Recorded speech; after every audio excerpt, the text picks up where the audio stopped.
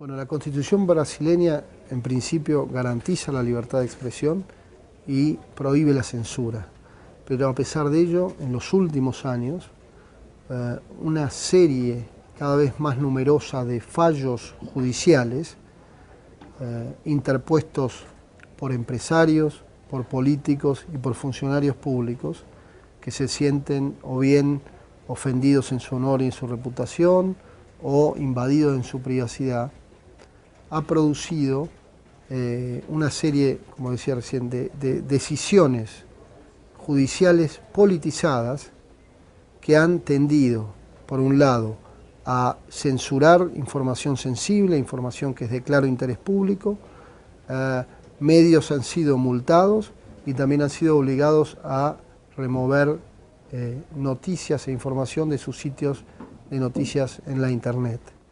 Esto evidentemente con uno de los casos, además afectando a uno de los diarios nacionales, uno de los principales diarios del país, o Estado de San Pablo, en un caso de corrupción de los más sonados de los últimos años, como fue la investigación relacionada con el presidente del Senado y expresidente Sarney y su hijo. Evidentemente han acentuado y enfocado el tema en la censura judicial en Brasil como uno de los principales problemas que afecta a la libertad de prensa. Y este no es un tema de la prensa y de los periodistas, nada más, y esto es importante resaltarlo, porque lo que está afectando no es solo la tarea periodística y el trabajo de los medios de prensa. Lo que se está afectando acá es el derecho ciudadano a la libertad de expresión y al acceso a la información, ¿no? Y esto es algo que hace, obviamente, a la calidad democrática.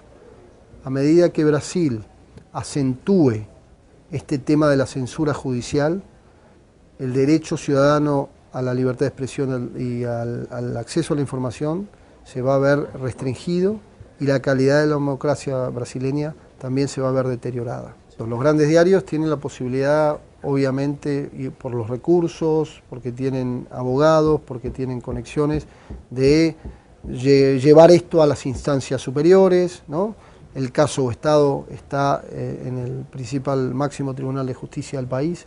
Otros medios del interior no tienen los recursos, lamentablemente, y deben ver, en muchos casos, olvidarse del cubrimiento de ciertos temas, ¿no? Y caer en la censura, en remover contenidos, en pagar multas, ¿no? Esto evidentemente afecta mucho más a medios pequeños en regiones alrededor del país. Ahora, con respecto al interior del país también existen problemas que tienen que ver con la violencia, ¿no? Brasil es un país donde la violencia contra los periodistas ha producido en los últimos años, un número sensible de periodistas caídos en cumplimiento de su labor. Este año, en el año 2010, hubo un periodista en Radio Caicó que estaba haciendo una investigación y fue asesinado por ello. En 2007, Luis Barbón Filho también fue asesinado por hacer trabajo informativo sobre corrupción policial. Recordemos también el caso emblemático de asesinato de periodistas en Brasil, el de Tim López, famoso periodista de Globo que fue asesinado por investigar el narcotráfico en los barrios carenciados en las favelas de Brasil.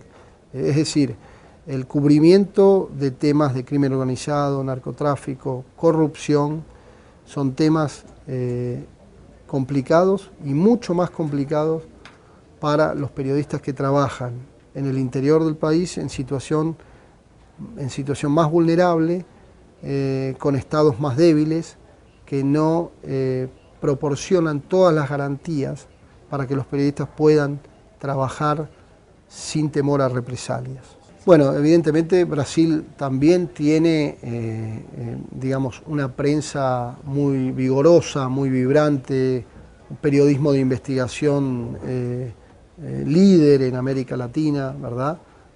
Que realmente no vive problemas tan graves como, por ejemplo, los que atraviesa actualmente México, donde el crimen organizado y la decisión del gobierno del presidente Calderón de combatir a los narcotraficantes con el despliegue de miles de tropas del ejército ha producido asesinatos y desapariciones de más de 30 periodistas, ¿no? Ha producido secuestros de periodistas, ataques con bombas y atentados explosivos contra medios y una censura que es cada vez más generalizada.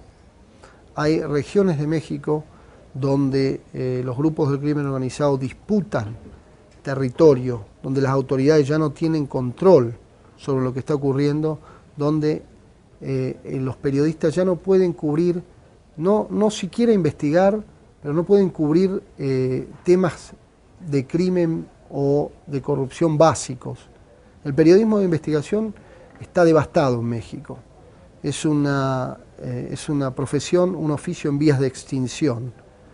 Y el solo hecho de informar sobre temas de corrupción y crimen en muchas regiones del país cada vez más se está convirtiendo en un desafío muy fuerte para los periodistas. Venezuela es otro tema. En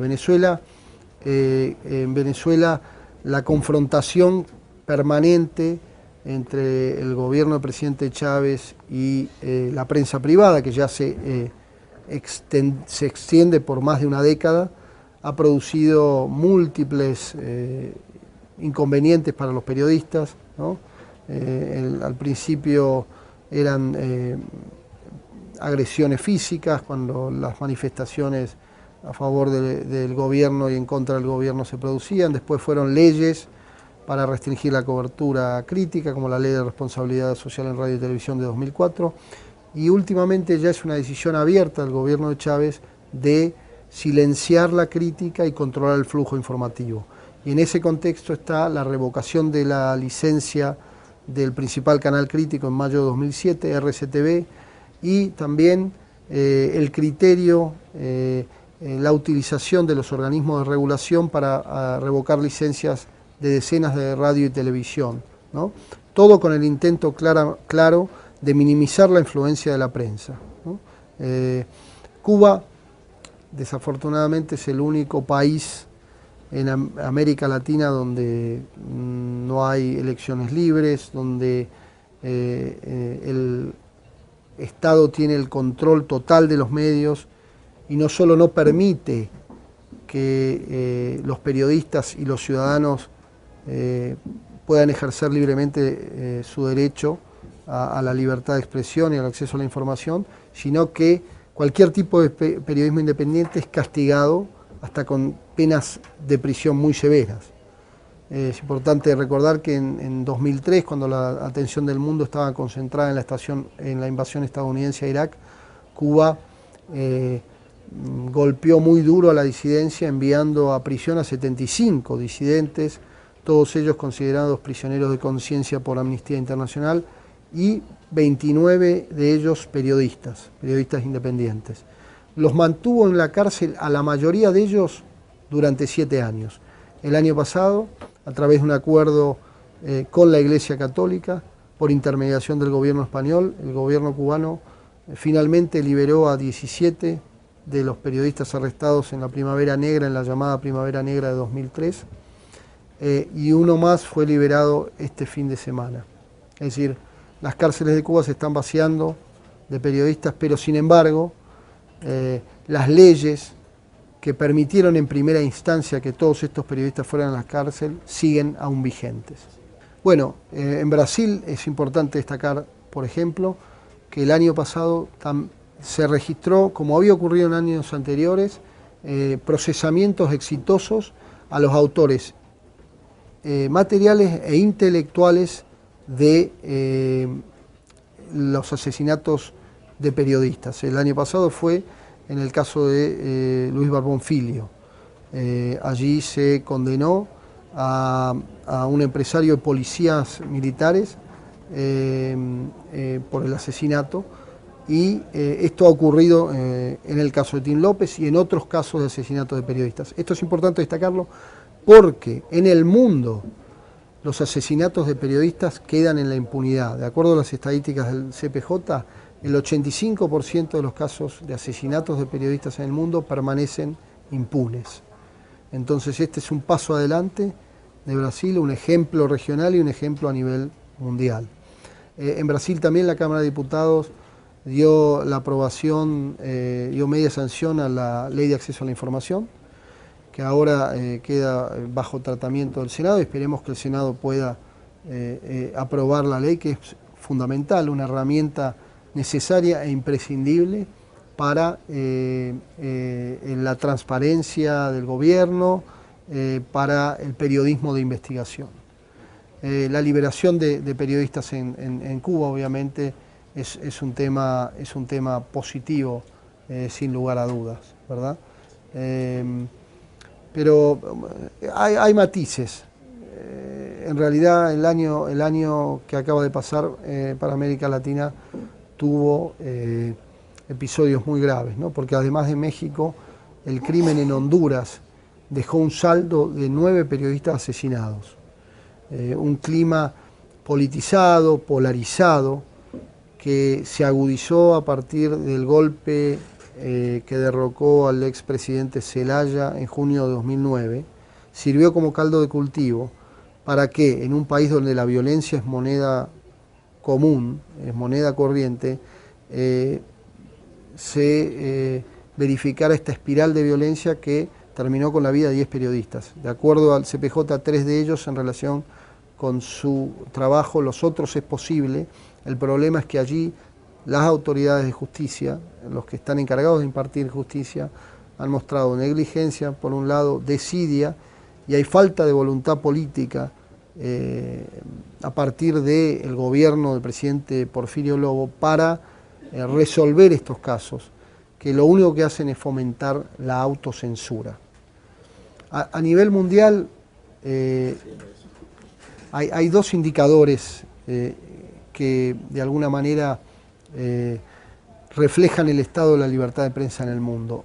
Uno es el número de periodistas caídos en cumplimiento de su trabajo, 44 en el año 2010, 5 en lo que va de este año, y 145 periodistas encarcelados por su trabajo. Este es el número más alto registrado por el CPJ desde 1996. Y confluyen ahí 2 factores. La represión en Irán, que envió a la cárcel a decenas de periodistas, y la situación en China con los periodistas y los activistas de libertad de expresión. China e Irán comparten el primer lugar con 34 periodistas entre los mayores carceleros de periodistas en el mundo. Sí, en realidad la lista refleja los que están presos a lo largo del año, los que están presos desde enero a diciembre. En Egipto, la represión del gobierno en los 18 días que duró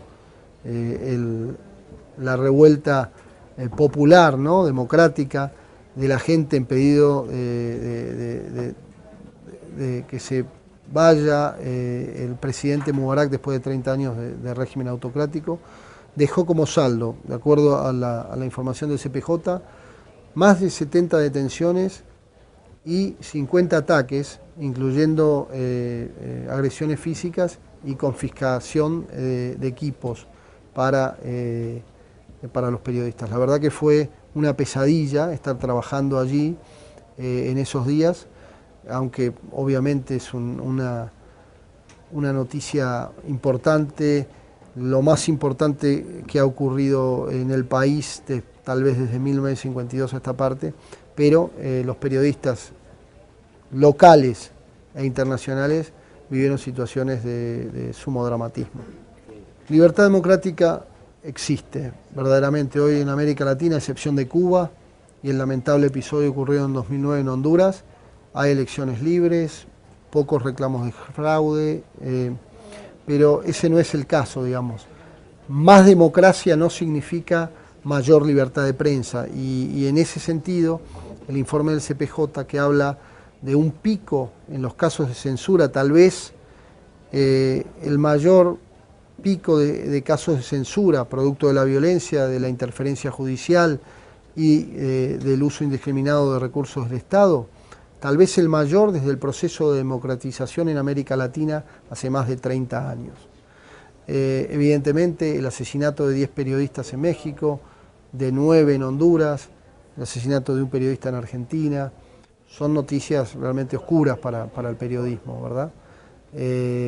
El accionar del crimen organizado, ¿no? Estas organizaciones transnacionales del crimen organizado que operan con su principal actividad el narcotráfico, no sea solo en México, sino en países de América Latina, en Colombia, en algunas partes de Brasil, ¿verdad? En Perú, en Paraguay, ha producido enormes dificultades para los periodistas que se dedican a cubrir estos temas, ¿no? Y es un desafío. Por eso creo que si bien no hay países que vivan guerras como las de Irak o las de Somalia, a excepción de Colombia, que vive un conflicto civil distinto que ya lleva 5 décadas, las consecuencias para el periodismo latinoamericano han sido de todos modos devastadoras.